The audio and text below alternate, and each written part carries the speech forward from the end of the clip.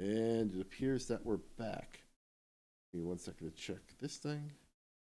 Nope. Hold on. Hold on. Why is it not connecting to YouTube?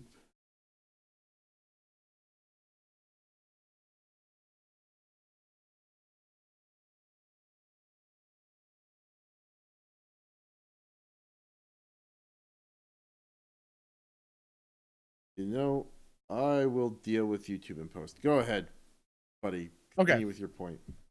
I kind of don't remember the point I was making at the time, but let me see if I can cobble. Oh, so another thought I had for this, another thought I had sort of along this level, is it also just sort of felt like this evil empire was superfluous to the core relationship in the first place, right? Like Kang does not have to have an empire of goons, right? He can just be a guy. He can just be a villain without, maybe you keep along MODOK as sort of his like lieutenant or whatever else, right? But it felt almost like like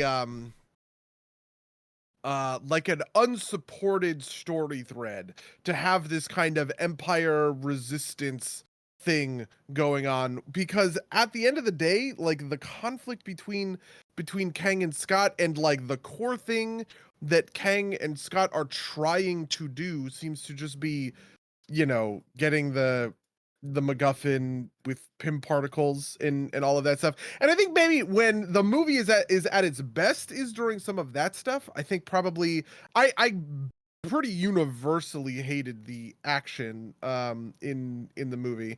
Outside of maybe the stuff that was going on when they were like using their powers to defeat this crazy, possibility space thing, right? And they're spawning like a gazillion versions of themselves, but then they all collapse back into like a single version of themselves. This may be my favorite part of the movie, that I thought was kind of like doing something pretty interesting, I guess.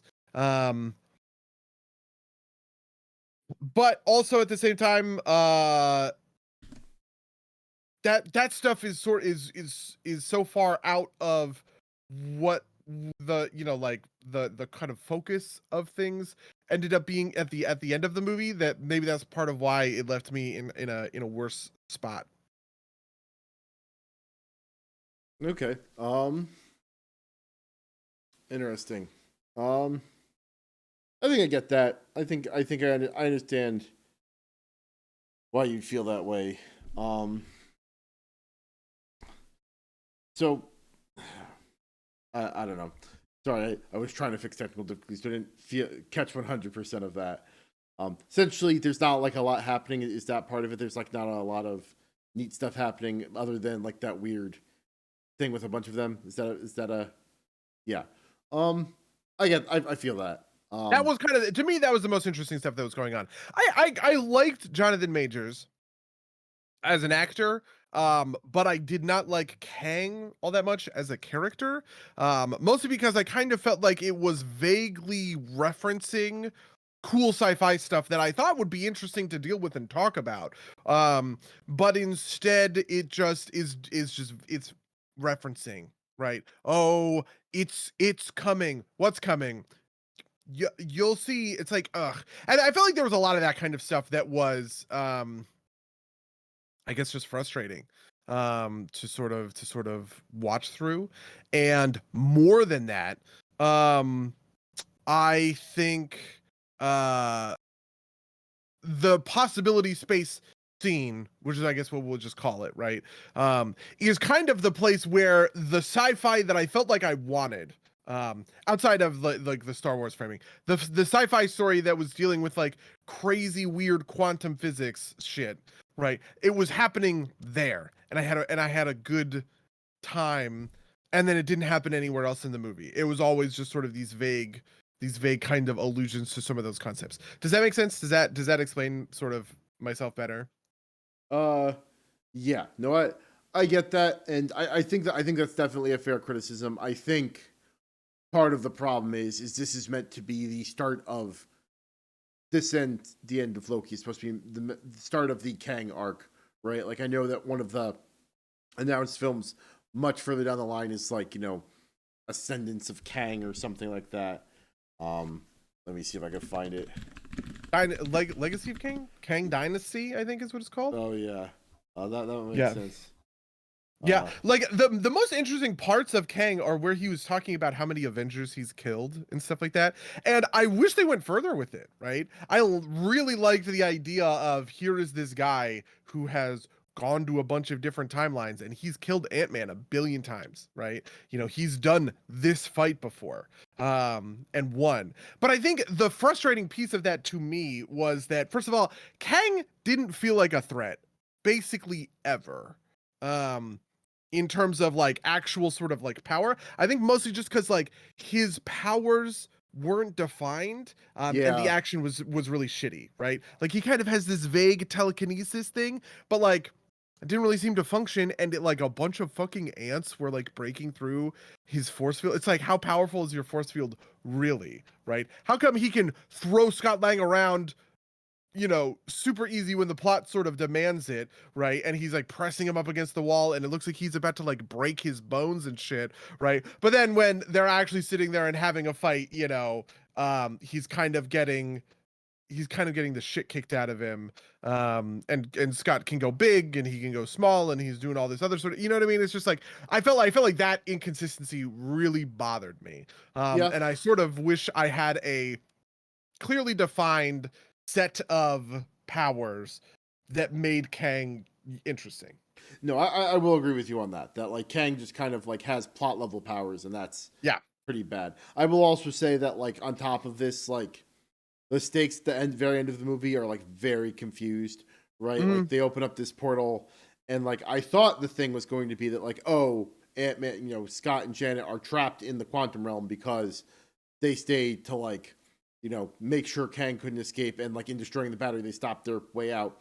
No, there was like actually no risk there at all, right? Like what is it? He says I thought Kang was gonna win. That was the thing I wanted. I wanted Kang to win. I think if Kang had won, I would have been much happier with the end of the movie. I think, like I said, I was pretty checked out a lot of it. But the idea that Scott and Janet and everybody else makes the call to go through the portal and leave Kang with the battery, because like they can't power the portal with the battery and take the battery at the same time. So the idea that they need to sort of flee rather just to get back to their reality and escape rather than like defeat Kang or whatever, that was really compelling. And I was like, oh shit, that's going to be like the hook, right? That they get out of the portal, and then at the end of it, Scott or Janet will probably be the one to do this, right? Janet is going to turn to Hank and go,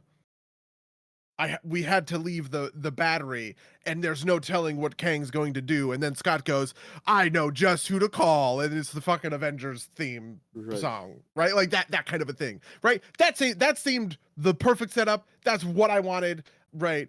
It establishes Kang's sort of menace, and that he is like a real threat to sort of be dealt with.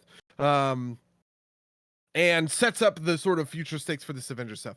What I got instead was he gets beaten. He gets beaten by Ant-Man, which, to be fair, right? Like, I don't want to shit on Ant-Man. I understand that Ant-Man is like a real, like, sort of superhero or whatever, but like in the pantheon of the Marvel cinematic universe, right? We all agree that Captain Marvel, Thor, right? Iron Man, these are the A-tier sort of threats, right? Like these are the big guns kind of thing, right? If Ant-Man can defeat Kang, what is the threat of the Kang dynasty to the Avengers? Is it that it's all of the Ricks of the Council of Ricks Kangs, right? Like Egypt Kang and China Kang are going to, like show up, and this huge team up of all of the different Kangs is going to be enough to defeat the Avengers? Maybe I don't know. So I think part of the issue here is that like I don't think you're quite wrong, but like I think the framing of it is supposed to be that like Ant-Man was explicitly not trying to beat Kang, right? Like his line is like, we both just have to. He's just trying to blow up the battery, right, to Sure. keep Kang from escaping. Again, those stakes are kind of confused because apparently Cassie can just open the portal anyway. Yeah. Which like A I think teenager I figured think it I out, think but that's Kang can't, you guys. I think that's well, I think it, like from logistics point of view, right? Like she's on the outside, but like Yeah, that's true. Yeah, sure. they're both not losing. I guess the idea is like maybe Scott thought that he would blow up the battery and they both die, right?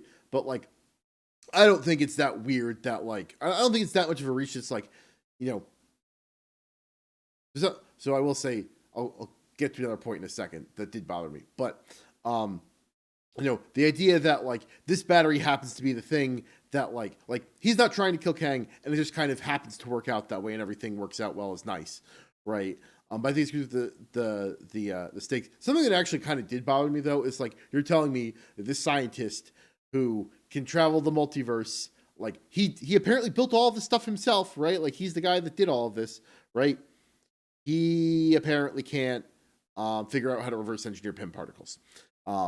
Right? Like that's the one thing, and that's the thing that's been keeping him down here is that like only Hank Pym is smart enough to figure out how to do Pym particles. And that's basically it, right? Like that felt like a little unbelievable to me, especially like, you know, he's from like the 30 like so I don't know if they said it in the movie, but in the show Loki, they established that he's like a 31st century scientist. The idea that like in that timeline, Hank Pym like never told anybody about the Pym particles, right? Or figured out how to do them, and like Ant-Man, I guess, just like stopped existing after Scott Lang, right? Like seems unlikely to me, but you know, who knows? That just seemed like weird to me. That like he's got all these resources, he can't figure out how to. Yeah, I don't even disagree or mind really the idea that like this is the place that he's kind of that he's trapped in. But I just want him to pose a real threat to the you know to sort of the heroes. And like watching this guy get beat up by ants is like it's the least threatening introduction to a character ever, right? I have talked a lot of shit about Thanos, for instance, to compare this internally to the MCU. Talked a lot of shit about Thanos, and there's a lot that I have a problem with the framing of Thanos in Infinity War, right? When he like really steps up and enters the narrative of the story in Infinity War. But he enters the narrative of Infinity War by brutally murdering the villain of the first Avengers movie and kicking the most powerful Avengers, the two most powerful Avengers, kicking their butts so hard that they have fucking PTSD because of it, right? And it's just like, boy, is that some fucking stakes, right? Does this establish, yeah, Thanos is a real goddamn threat and he's not fucking around. Okay. He is like not making any mistakes here. He is going to kick their shit in, sort of. Having Kang in his first, so let's call it cinematic introduction to the MCU be getting beaten by Ant-Man, right? In this Ant-Man threequel or whatever. It's just like the opposite of that. It's like I don't know. I can't think of a good, I can't even think of like a good other example of when this sort of thing has happened in movies, because there are so few like cinematic universes that are built on this kind of like storytelling. But yeah. Yeah, no, I get that. Um, yeah, I don't know. The other thing doesn't bother me so much because like it's a lot. It's a lot of them, and they're supposed to be smart and they're big, right? Like it's like they're relatively big, right? Like, so not a huge deal to me. But I get why. I guess that bothers you. I also think it's supposed to be like them as like a group as a threat. I don't know that like Kang is supposed to be as threatening as Thanos, although they do. So in the Loki show, they show that like, you know, in the bureau, they just like in a drawer have a bunch of Infinity Stones, like alternate variant Infinity Stones from like, and it's like yeah, we use them as paperweights, and Loki's like just like gobsmacked. He's like, oh, this is the level of threat I'm dealing with, right? But again, spoilers for Loki. not as Kang, but one of the versions of Kang shows up at the very end of Loki.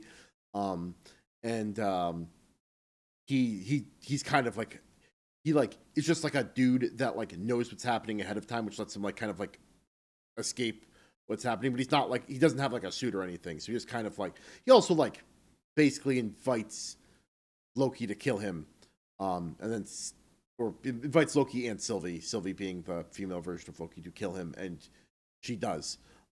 So interesting. Maybe that's the theme they're building towards. It's like you cut one down and 7 stand up to replace them. I also don't understand, like in the post, I think it's in the post credit scene, like why the Kangs needed to wait for.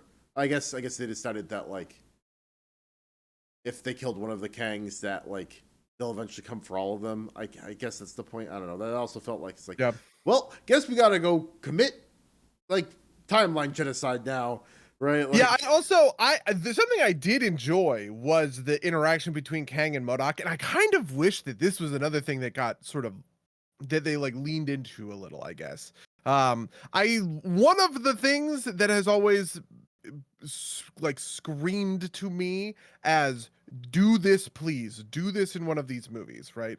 Is the Sinister Six in Justice League villain team up, right? Where you have the Joker and Lex Luthor and whoever, Cheetah, right, and Sinestro, and they all join forces in order to fight this specific, like in order to fight this specific threat. This is what the old version of the DC EU was setting up before like Justice League super shot the bed, and I wish to God they had pulled it off, because it would have been so cool to have set something kind of along those lines.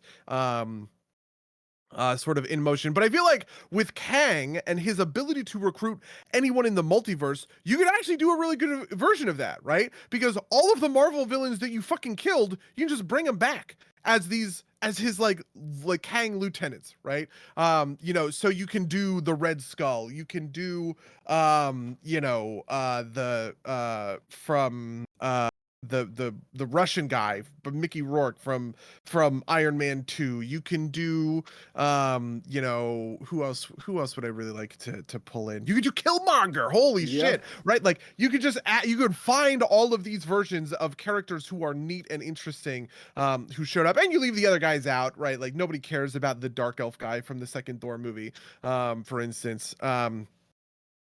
And you bring them in as his lieutenants, kind of in the way that Thanos had that little set of lieutenants. There's like the guy, they called him Squidward or whatever. Yeah. They have a name. I only I forget I know one of them is the Ebony Maw. I only know that because he's a Marvel Snap character that I play a lot.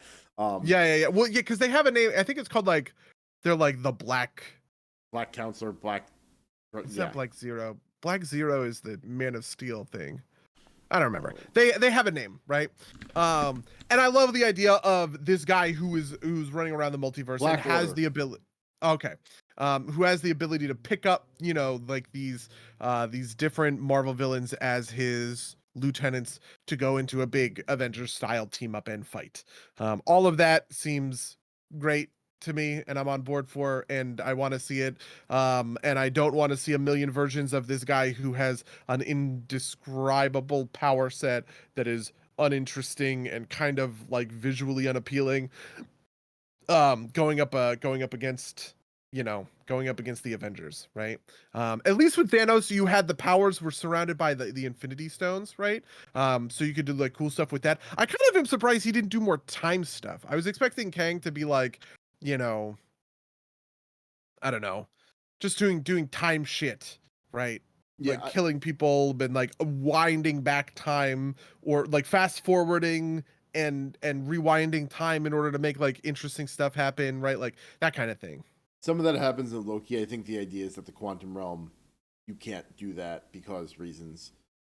Time doesn't work down here, type deal. My expectation is that they're probably not going to bring back the other villains just because, like, it seems like it's a bunch of Kangs, right? I do think that they'll be like, oh, all these Kangs are slightly different. They have slightly different power sets that are also undescribed, as you referenced. But like, I don't know. I could see them doing something like it's like, well, I guess we got to go like figure out how to get the Kang that you killed out of the battery so you can go kill the other Kangs. Let's do it. That or like find a good Kang, right? Like something like I don't know. Yeah. I mean, I am happy enough to see it play out. Like I don't know. I will say that like I don't think this is like sublime cinema, right? Like I will not be putting this on like any of my this movie of the year awards. Right? There was like a period of time there was like should Marvel win an Oscar, right? Like I don't like We're pretty definitively past that era. yeah, right. But like that's my point, right? This is not like a return to form in that way. Even if like even for the strongest contenders for that kind of like slot, none of these fit it, or this doesn't fit it, right? But I am happy to like I'm happy for it to be the start of an arc, right? Like I think it fills that role adequately. Yeah, I think I think I have a certain set of frustration with this side of the MCU. I actually quite like, I will say, so in this thing of villain stuff that I've been talking about, the Dark Avengers stuff that's happening, or I'm sorry, they're maybe doing Thunderbolts. The Thunderbolts stuff that's happening, that stuff is sweet. I wish this was what we were building towards in terms of an Avengers movie, right? You have this Julie Louis Dreyfus showing up and recruiting people, and she's recruiting the evil Captain America and the evil Black Widow, and like all of these other sort of people for her Thunderbolts like task force or whatever. I think that's sweet, and I want to go deeper on that end of that end of the Marvel sort of cinematic universe. And I wish this is where they were kind of like putting their like manpower, but it feels like the manpower is behind this multiverse stuff that hasn't been connecting with me on a real level. And I guess that's a little bit of a shame. So to cap this off, I have my list of all of the movies in order. Where are you gonna end up putting this one? Oh, let me see if I can find it real quick. I forgot about that, and I don't know if I've had the other ones. Let me go to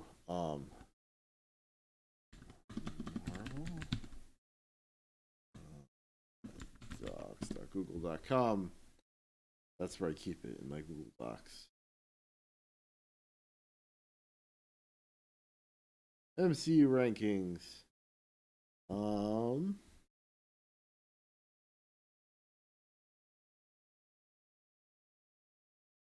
I don't know, man. Above Thor 2, which I guess means it's above Avengers. Wow. I think I'd put it underneath Iron Man 1.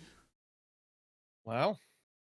Yeah, I have this a little bit above Iron Man 1 on it, ironically. It is right below Doctor Strange and the Multiverse of Madness and right above the original Ant-Man.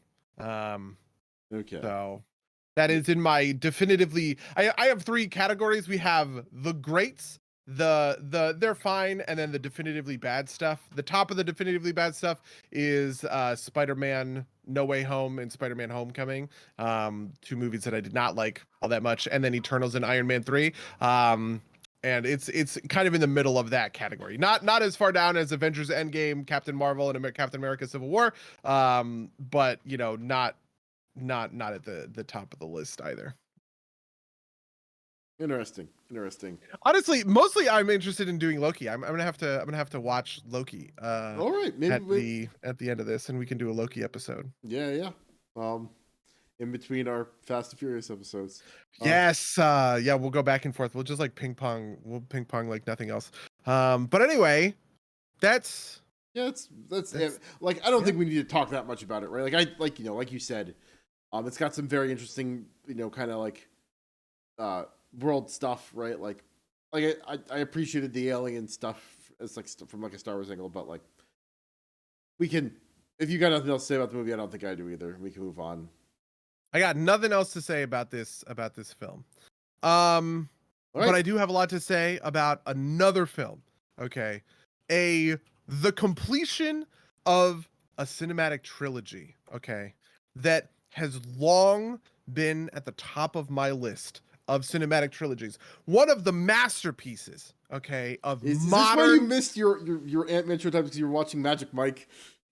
No, no, I am setting up Magic Mike though. Yeah, I did watch Magic Mike's Last Dance, and I watched it. See, I watched Magic Mike's Last Dance with Warren in the afternoon. I missed my Magic Mike XXL showing because we rolled a +20 key. We were pushing mythic keys. It was me, Loki, Fruitball, Dave, and Stoops, and we were doing one final key of the night, and we didn't think we were going to time it, but and it was a 19. We were doing like a 19 no coup defensive or something like that, and we didn't think we were going to time it, but we did, and we're like, we have to run the 20, and I had an hour on the clock. I was like, okay, that's fine. We'll run this quick mythic in and out 20 minutes, and then we wiped on the final boss for 40 minutes, and I was just like, I got to the movie theater at 11:15 because I got the very last showing of the night, which was 11. I got to the movie theater at 11:15. I was like, okay, I missed the trailers, but I can still get in there. But the movie theater had locked its doors. They had locked the doors. They weren't letting anybody else in because it was after the final showtime. So that's why I missed my showing.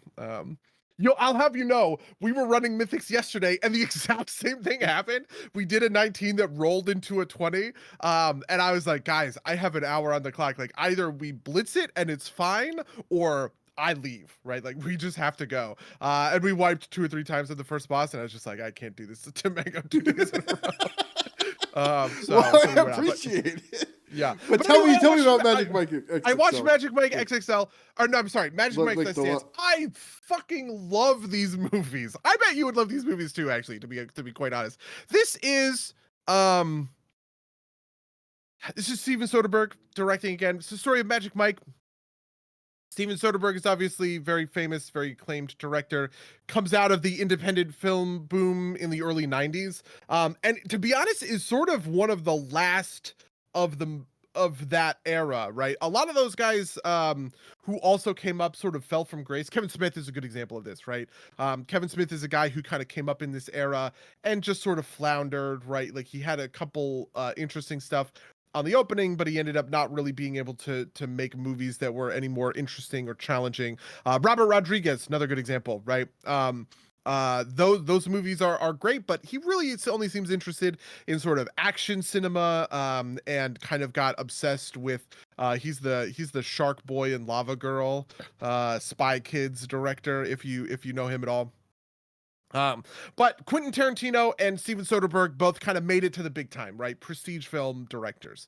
Steven Soderbergh would end up doing a bunch of kind of company pictures for. He's Ocean's 11. Yeah, he's 12. The Ocean's guy, right? Yeah. So he does Ocean's 11, 12, and 13 for WB. And these are kind of his like mainstream sort of like cinema bona fides. But he makes a million, hold on. Let me actually look at his like full filmography so that we can talk about this in some like better in some sort of like better detail, because a lot of the time what ends up happening with these God damn it, where the fuck how does they changed IMDb? This fucking sucks. I hate it. Is you come up in indies, you get picked up to do sort of studio pictures. Those studio pictures go well or they don't, sort of thing. And then you can kind of like write. The question is, can you sort of write your blank check as a Martin Scorsese, as a Steven Spielberg, who can just sign whatever pictures they want, make whatever pictures they want, because they have so much prestige kind of behind their kind of like brand, right? So he makes this. Right, I remember this. In 1 year, he makes 2 movies, Aaron Brockovich and Traffic, both of which I believe are Oscar-winning films. And these sort of set him up. He ends up taking the Ocean's movies in 2001, Ocean's 12 is 2004, Ocean's 13, 2007. But he's making a bunch of other stuff all at the same time. And from everybody's, he is a great guy to work with. Everybody really likes Steven Soderbergh. Doesn't have any like shit under, for instance, James Cameron also did this sort of thing. He did it in the 80s, right? But he's a dick. James Cameron is a perfectionist asshole. Even though he makes good movies that everybody loves, and we're all Cameron built, right? Steven Soderbergh has been, he's just been making good, solid pictures. The movies that he is interested in, he does interesting things with casting that a lot of people won't do. So, for instance, he made a movie called The Girlfriend Experience, cast a porn star Sasha Grey in that movie in like the title role. Recently he filmed an entire movie just on an iPhone, right? He made the first movie during the pandemic, under all of the same like pandemic lockdown, and he shot, What I was think the it's other called Kimmy. Okay. Yeah, and the whole thing is the whole thing was shot on an iPhone. He made Contagion, right? The movie from 2011 that is like, honestly, maybe one of my favorite thrillers I've ever seen. Contagion has some of the most incredible writing, I guess I would say, for a movie like this, just because it's really complicated to make a movie about fighting of, like, there's no bad guy, right? Right. And it's not like a zombie movie, right? Or something like that, where like you can like make an antidote. Like that movie is so real and deals with real drama in a way that I'm just like, God, I love it. I love everything about this, right? Anyway, super amazing guy. In 2012, he makes Magic Mike. Okay, Channing Tatum has this history. He was a male stripper for a long time. Oh, I didn't know that. I didn't know it was Yeah, with. yeah. Well, so Channing Tatum was a dancer. Okay. Like his thing was what's the Step Up, I want to say? Like the Step Up movies. He was the male lead in the first Step Up movie. That was kind of his big claim to fame, really. But then he makes Magic Mike. Magic Mike is kind of a typical sort of like art house indie drama, and then they eventually make the sequel, Magic Mike XXL, where he swaps places with his cinematographer. This is the and now we get to the part of the show where B really cares. Yeah, true. This is the kind of thing that people say makes working with Steven Soderbergh so fun. His cinematographer wants to direct a movie, and Steven Soderbergh goes, "Okay, you direct the next Magic Mike movie. I'll be your cinematographer for that movie." Right? So they swap places. This guy got it. He gets the credit. Magic Mike XXL comes out. Everybody fucking loves that movie, including me. It's a truly amazing and transcendent, and I just love everything about it. More men need to express their complex emotions through dances to hip hop songs. That's my philosophy. And then, in the HBO Max era, they pick up Magic Mike's Last Dance, which is the third one in this sort of trilogy, where Mike meets like a billionaire's wife, basically, like her estranged wife. She's spending down her husband's money, and she meets Mike, and he dances for her, and she is so electrified by the experience that they do a modern version of a putting on a show movie. Do you know what I mean? Like a movie about putting on a movie, or putting on it is a show. It Yeah, is a live it's like the theater. producers is kind of like a Yes. like a comedy version of this. Yeah, yeah. Yeah, Phantom of the Opera also has pieces of this. Maybe the best one of these is it uh is it 42nd Street? That I'm thinking of? I mean, the best, actually, Singing in the Rain is the best one of Okay. these. Is like the archetype for this, right?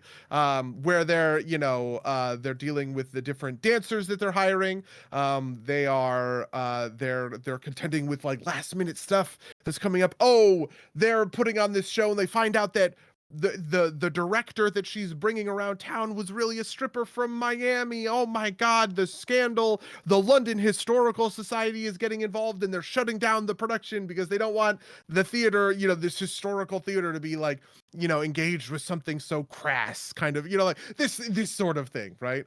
But it just has this vibe that immediately, I just love that. It's almost about the world, right? Wait. How does the London Historical Society try and shut it down? Like, what's the mechanism that they do it with? Um, they have like the theater itself is a historical theater. Okay. Oh, I might have heard about this. Is this like, some like bureaucrat is like, you're not zoned right for this or something like that? So what it is the theater itself has to be they make alterations to the stage, and the alterations Are have not to up be to code. approved. Yeah, are not Yeah, have to be it's approved by approved. the bureaucrat, and they are not up to code. But the dancers dance for the bureaucrat, and she's so swept away in the moment that she approves it anyway. But then somebody goes over her head, right? But then the thing that happens is they're not divorced. She is not divorced from the billionaire or whatever. And there's a piece of the legal settlement of like the prenup or whatever that basically says, while the divorce proceedings are ongoing, you still have access to your money, right? But that access ceases if you damage the brand of the family, essentially. And that's the thing that kicks in, right? Where it's like, oh, you have to stop the show. They come and it's like it comes in on Friday, and they're like, you have to close the show. We're sending enforcers or whatever. And Mike is the one who figures out, oh, well, if they're sending it's 5 p.m. on Friday. They're not going to send those enforcers until Monday. That means we put on the show Sunday night, baby, and they like rush to get the show up and like into production. But anyway, just like there's so much about the low level filmmaking. There's so much about like the acting that just like makes this film feel so authentic. It was incredible to me just like watching it's Selma Hayek and Channing Tatum. They just have real chemistry. And like, frankly, I think Channing Tatum has chemistry with everybody. Channing Tatum is like that meme in the Community episode where Jeff talks about how he has chemistry with Abed. And like the song plays and they show like the whatever. It's like that's what Channing Tatum is. He just has fucking chemistry with everybody. He's the most charismatic actor working in Hollywood. But you just get sucked into it. There are these montages that are just filming the dances, and they're so fun and upbeat. It's like the montages from the Ocean's movies where it's kind of, you have this like upbeat, in the Ocean's movies, it's a little bit older fashioned, right? It's kind of like jazz playing. In this, it's a little more hip hop music. dance. Yeah. But instead of the montage being them planning for the heist, the montage is like them recruiting dancers, right? And it's a mix of things, right? Where they're looking at ballerinas, they're looking at like super well trained ballerinas, and they're looking at like street dancers on the street of London, right? And Mike is bringing them all in together and doing this whole sort of thing. It is not a Seven Samurai-esque ensemble picture, which is a little bit of what I was hoping. This is what the original Magic Mike and Magic Mike XXL are, right? Which is, Magic Mike himself is sort of the centerpiece of the story, but like all of the other dancers in the company have their own personality, have their own vibe. They have their own stuff going on. You have, I don't know how I'm going to explain this. You have Big Dick Richie, you have Tarzan, you have Matt Bomer is playing Oh my God. Have a you guy. seen The Replacements with Keanu Reeves as a Replacements? quarterback? Yeah. Oh yeah, and Gene Hackman is in that movie. He's the coach, right? Yeah. Because I was like, that's immediately what pops into my mind. Yeah. Um, It is definitely sort of a lot like that. That is not in this movie. It is really just about the true romance between Mike and Selma Hayek's character, Mendoza, Max. And then the last thing I want to mention was the cinematography, which is some of the simplest I've ever seen in my life, but it's so good. It reminds me of Spotlight, right? When I saw Spotlight in 2016, before it won the Oscar, maybe 2017, I don't remember the year. Damn it, I didn't know Matt was in Magic Mike. Guess I have to actually watch it now. He's pretty great.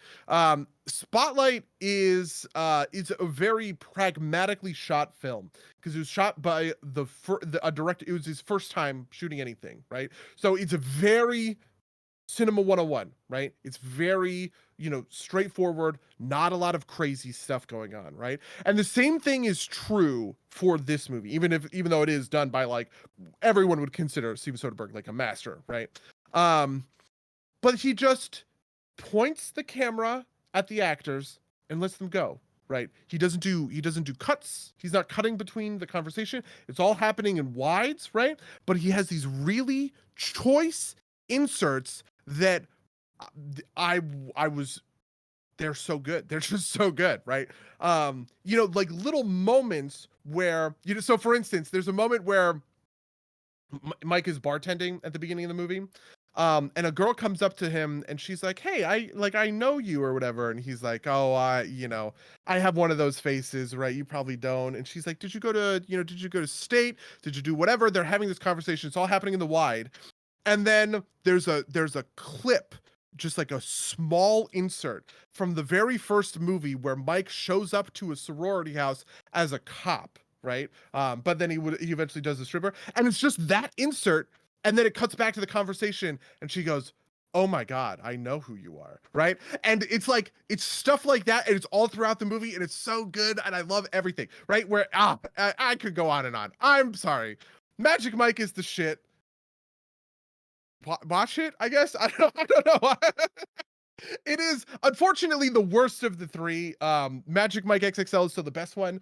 Honestly, Magic Mike XXL is mostly the best one because of a few dance numbers that are transcendently good, but like some of the best cinema of all time good, right? Have you The seen original RRR? I have not seen RRR yet. It's still on Netflix, right? Fuck, I need to see it. You do, because it Yeah. has one of the best dance scenes that I've ever fucking seen. You will know it when you see it. Yeah, and then what was I saying? What was I doing? Magic Mike XXL has great dance numbers. Oh yes, Magic Mike XSL had some of the great dance scenes of all time, right? And then the original Magic Mike, it does have some good stuff when it comes to like the dance scenes and everything, but it actually has a really just core underlying story that's really like strong and well told. And Channing Tatum is just a really fucking good actor, and that's kind of it. So that's where we are. That's what we're doing. Yeah, That's Magic Mike. there. So on my end of things, I also watched another movie. Also not typically in what you would expect of the wheelhouse of two guys doing a podcast. I watched for Valentine's Day with my girlfriend. I watched Emma, which was pretty good. It's like Jane Austen, I think, is the original author. I don't know. I'm bad at this stuff. Emma movie. Yeah. Yeah, it's Jane Austen. It was pretty good, right? Like it was very. It's the new one. It's the one that came out in 2020. Sure. It uses or period appropriate language, which made it kind of hard to follow. My girlfriend's a person who watches movies with subtitles on, and I thought it was like very necessary for me to understand what the hell was happening, just because like that way of speaking is foreign to me, right? I don't live in the 1800s, but it was super entertaining. Very archetypical story. Something I didn't expect, but is very true to the novel, is Emma's kind of a dick, and needs to like basically learn how to be like a reasonable person over the course of the story. Apparently, according to my girlfriend, she is one of the most hated of the Austen heroines. But that seems misplaced because like the story is her growing as a person into a person who understands her limitations. But it's a super fun movie. If you This is like, interesting. So do you know Mia Goth? she plays I only because my girlfriend was like, and that's Mia Goth. I'm like, who? So she's one of the actors. Has she seen the T West movies? the T West? Okay. This is like a film Twitter thing. So I think last year a movie came out called X, which is a horror movie, sort of in the vein of like Texas Chainsaw Massacre, about like is this the one where she's like the daughter and then she's also the mother in the thing? yeah. So what the horror movie is, they go to a Texas ranch to shoot a porno, and then they start getting killed or whatever. And then the sequel to that, which is really a prequel, is called Pearl, where you learn the backstory of who is the killer in that. And there's a third one coming out called Maxine, but with 3 X's, like Max XXX Maxine. And Maxine is is Mia Goth's character from X, right? And each of these movies have just gotten like a ton of attention. Like everybody loves these. Yeah, And Mia Goth is the heroine in all three. So yeah, she's definitely seen X. I don't know if she's seen Pearl. She wanted to see Pearl in theaters, and we never got around to seeing it. So okay, yeah. She may have seen it on her own, but yes, I think that's what she expected me to recognize her from. But I don't watch horror movies without a good reason to. So True. Yeah, I do want to see this like trilogy because, you know, it's I don't know, it's interesting, I guess. But yeah. But so if you like period pieces, Emma's great. Emma also has like some beautiful. I remember thinking the cinematography was good, but not crazy good. But I remember thinking like the set and the like the what's like the set construction sets, locations or whatever. I thought that was all very good. And it's a classic, it's a classic story. So if you like the book or if you like movies about 18th century women, I'm trying to think, does it pass the Bechdel test? And it might not, because like the whole movie's about courting, right? It's about like they're talking it like, it's the movie opens and Emma has effectively played matchmaker and gotten an old widower together with her governess. And they are happy. And so the story kind of revolves around Emma and her friend that Mia Goth plays, who they're going, their station in life and who they're going to marry, and also one of their friends who is not really a romantic interest, who I can't remember Mr. Knightley, who is like their neighbor essentially, and just kind of like the intrigue that goes all throughout that, and how people deal with each other. But it was good. It's a very appropriate Valentine's Day movie. If you're looking to watch it with someone special. Hell yeah.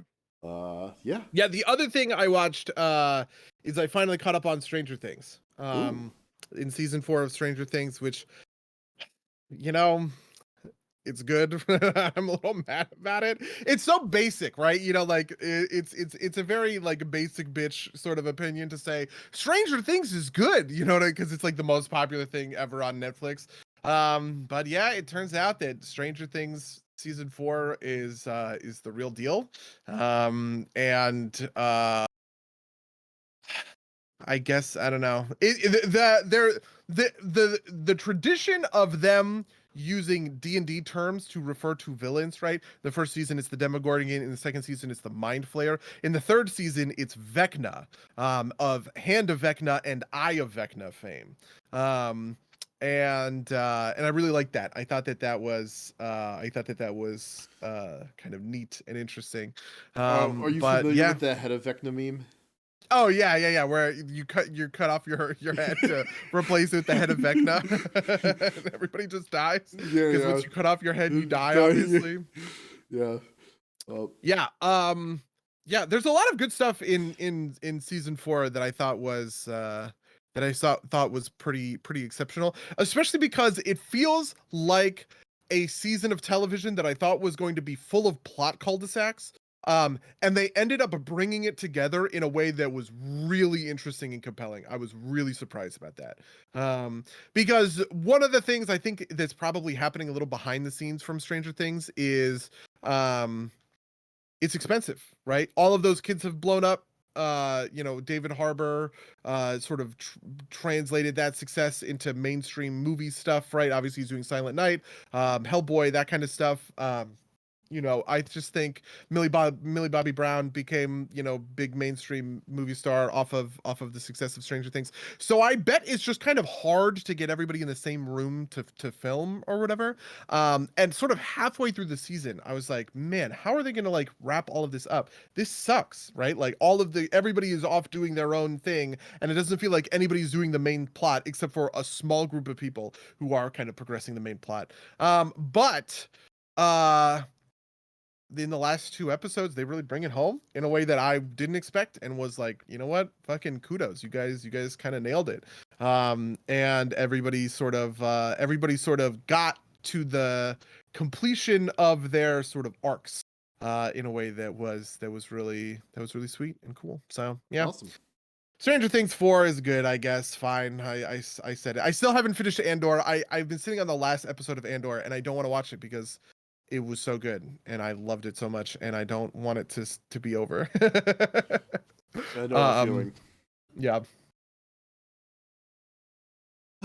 Yeah, Lou says it was nice not to be cast shine on the main plot while the stars are off doing other stuff. Yeah, and I liked the B plot. I'm sorry, I liked the main plot probably the best of any of the Stranger Things plots. Sorry. Like I think Stranger Things season 1 was really good, really transcended filmmaking, or television making, I guess. In terms of just like making a really gripping piece of television that lasts for like a full season, which, you know, they've captured that lightning in the bottle, Netflix, a couple of times. For me, Archive 81 was a good example of this, which got fucking canceled. Mindhunter was a good example of this, which also got fucking canceled. But you know, Stranger Things is that sort of you know, just like once I started watching, I could not put it down.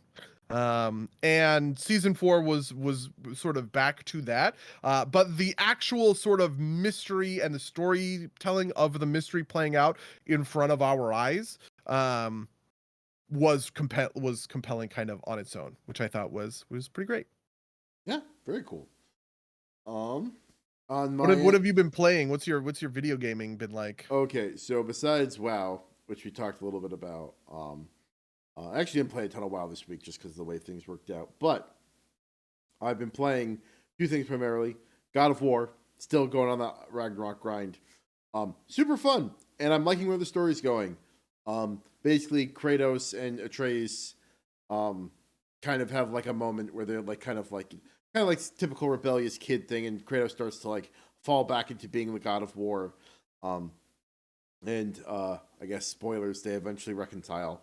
I'm not at the end of the game yet, but I got the new. There's a new weapon in the game. It is very cool. I do not have the patience for the trials. Like there's basically combat trials that you can do that's optional content. I just don't have the patience for them this time around that I did the first time. I don't know if I'll go back and finish them at some point, but at this point, I'm like, I just want to do some more story stuff. But it's super good. Recommend that. And then recently, I picked up. It was on sale. Did you ever play Synthetic? Nope. All right. So the sequel, Synthetic 2, is in early access.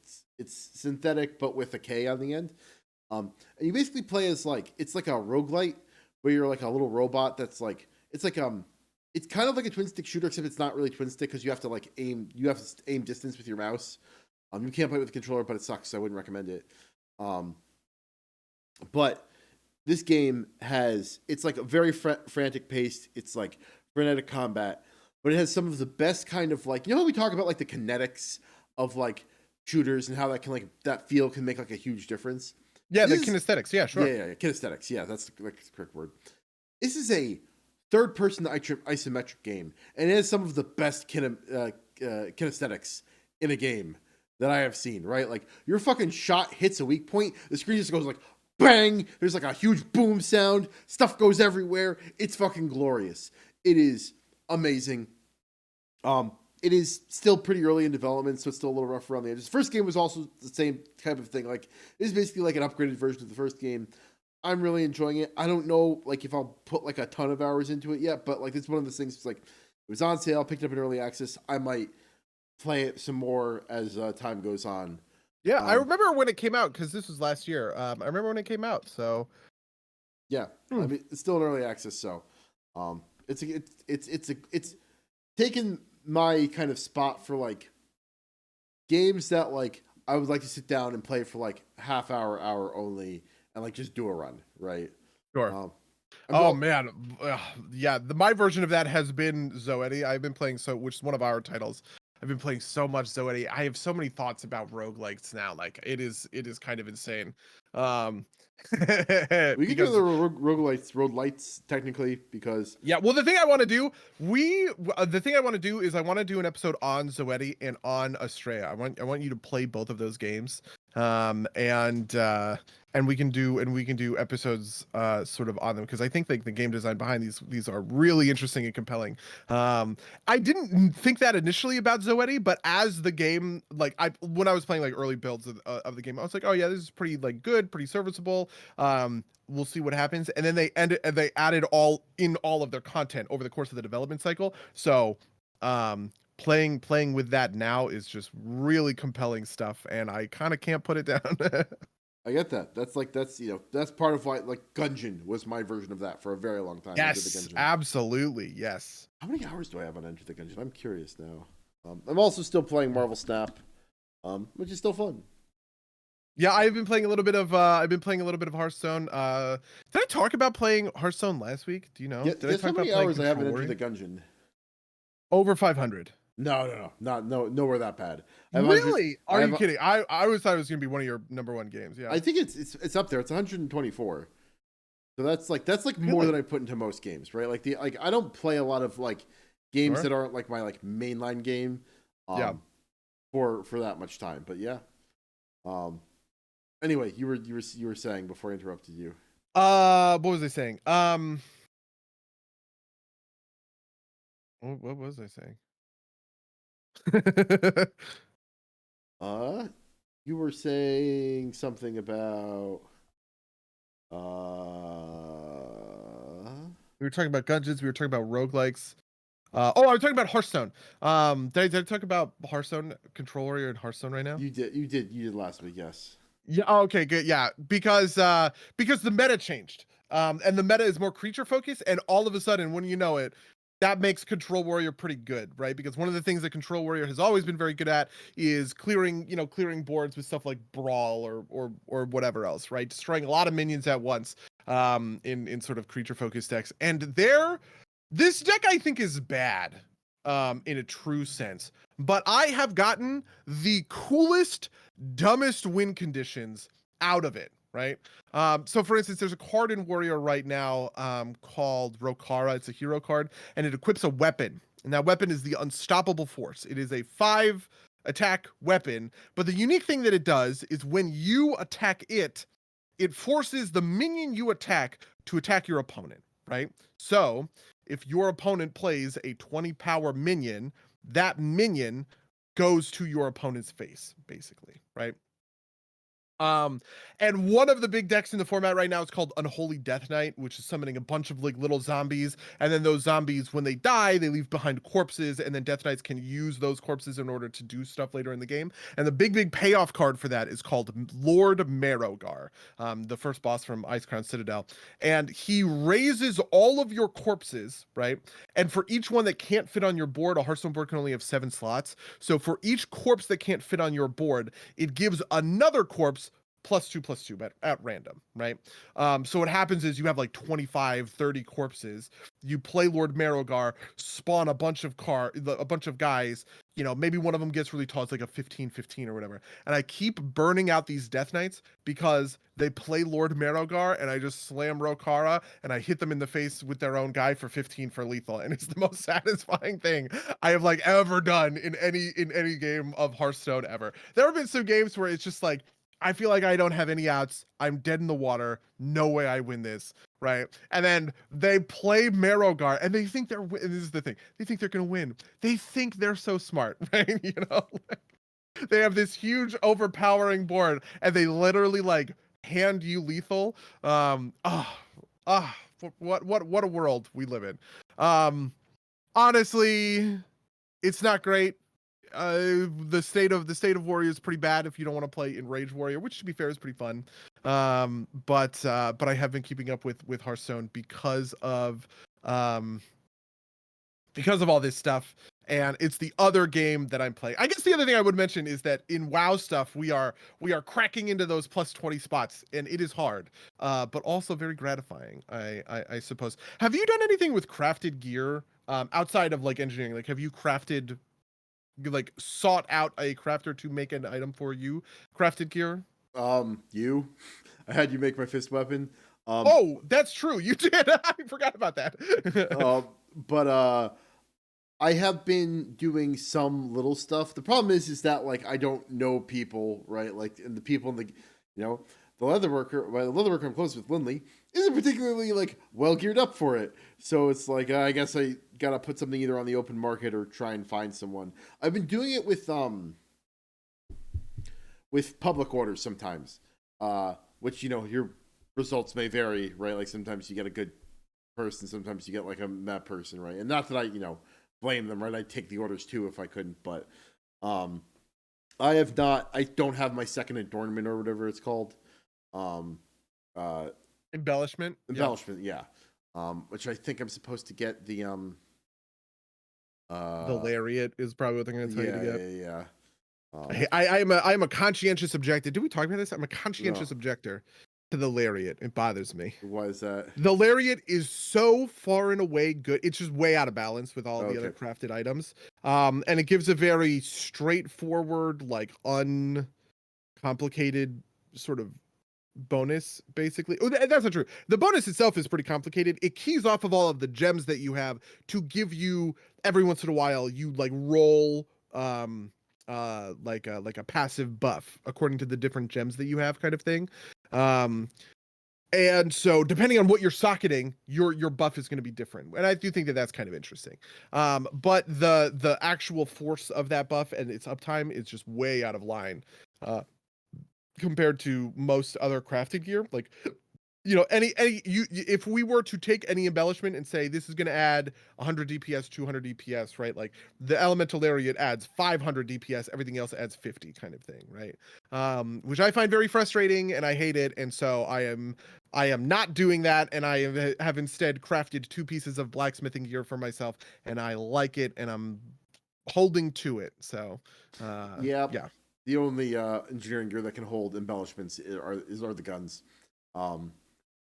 Because everything else is Louis reminding us that we've got raid soon. That's true. Speaking of World of Warcraft. But yeah, no, I have been enjoying my my engineering stuff. I just today recrafted my eyepiece into a 405. So that's nice. So I've kind of maxed that out. I don't know if there's a way to get them higher. Is there a way to get them higher than 405? Yep.